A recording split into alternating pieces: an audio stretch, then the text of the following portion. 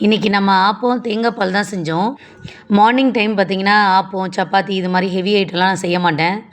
School போகிற பிஸியில் பசங்களாம் சாப்பிட மாட்டாங்க. அரை இட்லி, ஒரு தோசை அது மாதிரி தான் சாப்பிடுவாங்க. ஈவினிங் அவங்க வர்ற நேரத்துக்கு ஏதாவது செஞ்சு வைப்பேன்.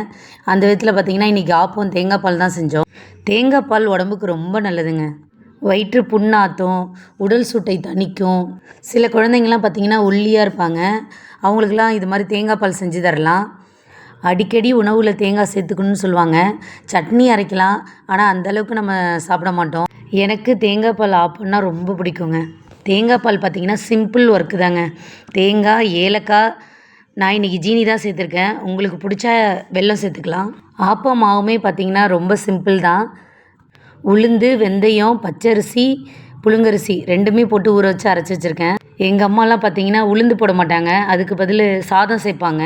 எவ்வளோ சூப்பராக வந்திருக்கு பார்த்திங்களா? செம்ம டேஸ்ட்டாக இருக்கும். நீங்களும் செஞ்சு பாருங்கள். ஆப்பம்னாலே தேங்காய் பால் தான். உங்களுக்கு என்ன காம்பினேஷன் பிடிக்கும்னு மறக்காமல் கமெண்டில் சொல்லுங்கள். தேங்க்யூ.